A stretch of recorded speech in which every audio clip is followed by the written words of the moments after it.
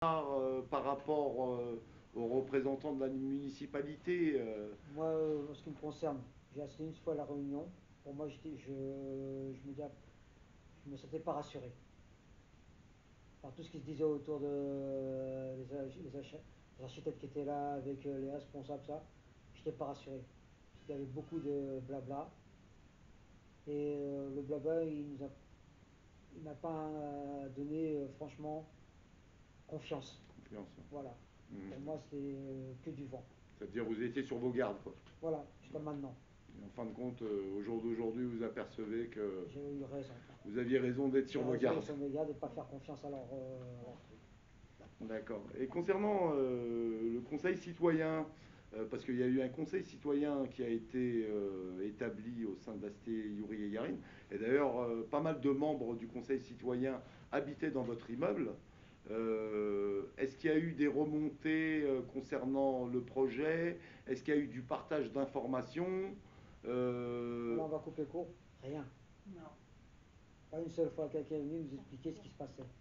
À part des petits mots, c'est nous qui allons les chercher. Ou sur des rumeurs qu'on entendait, qu'on posait comme question. Mais à part tout le reste, rien du tout.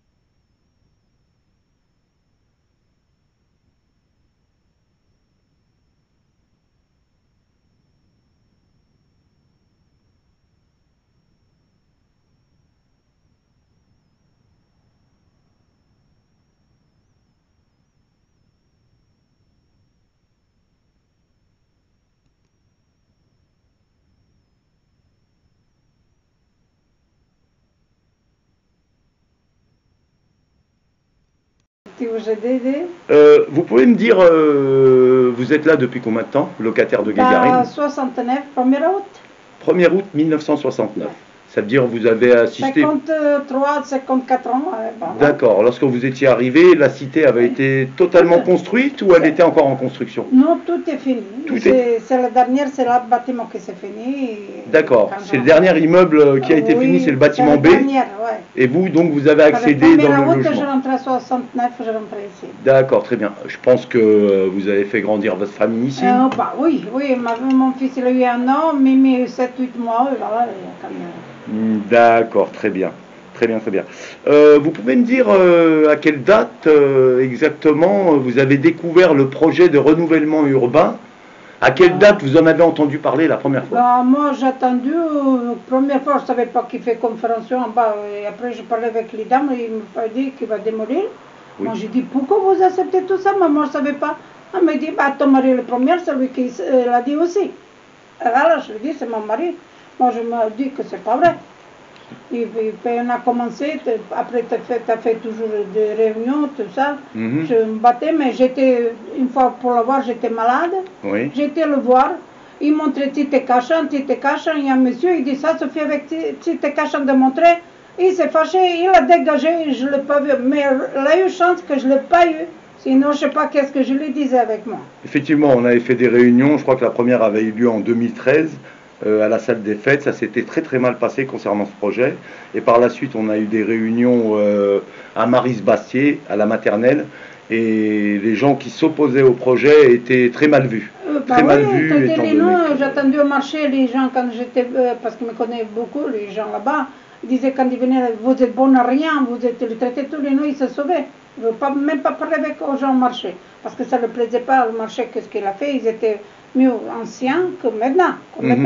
Je partais au marché une fois, Je manquais d'air tout de maison sur maison. J'ai dit, ma mère, ce bidonville, elle l'a fait.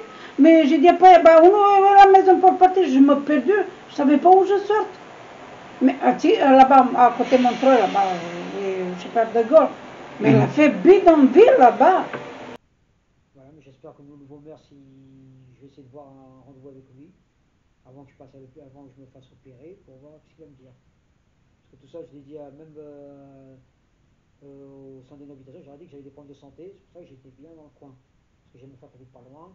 S'il y a un moindre souci, ma femme elle est en panique, j'ai mon frère qui peut venir en urgence.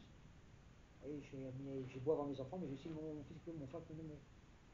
J'ai l'impression qu'ils ne sont jamais écoutés. Comme on dit, ils ont fermé porte close à tout ça, et ils me parlent toujours de la même chose. Alors, oui, ils sont gentils, ils sont respectueux, mais ils restent toujours sur le même truc. Là, ce qu'il en est. De toute façon, je vous rassure, vous n'êtes pas le seul dans ce cas de figure. Vous savez que vous avez des voisins. Il y a encore 5 familles qui occupent l'immeuble du bâtiment B. Sur les 5 familles, il y a une personne. On est 7, je crois. Moi, j'en ai rencontré 5. Ouais, voilà. Et je crois qu'il doit rester encore 4 familles qui sont à peu près dans le même cas que vous et qui ne déménageront uniquement c'est vous, étant donné que ce projet, on vous l'a imposé automatiquement. Donc je pense que ce déménagement sera uniquement selon vos convenances et vos revendications. Voilà, donc on a bon espoir et voilà, bah écoutez, je vous remercie bien. Moi, comme tu me disais tout à l'heure le maire, moi il y a une chose que j'ai appris, est-ce qu'il peut faire des trucs pour les jeunes. On va voir si c'est capable déjà de faire des trucs pour les jeunes. Après on peut avoir. Moi j'avais envie d'avoir un rendez-vous avec lui, j'avais envie de prendre un rendez-vous à la mairie. Je ne sais pas comment on fait. Non, je dépose déjà. Non, pour avoir un rendez-vous avec le maire. Moi je veux un rendez-vous avec le maire qui nous explique tout ça, parce que ça commence vraiment à me fatiguer comme on dit.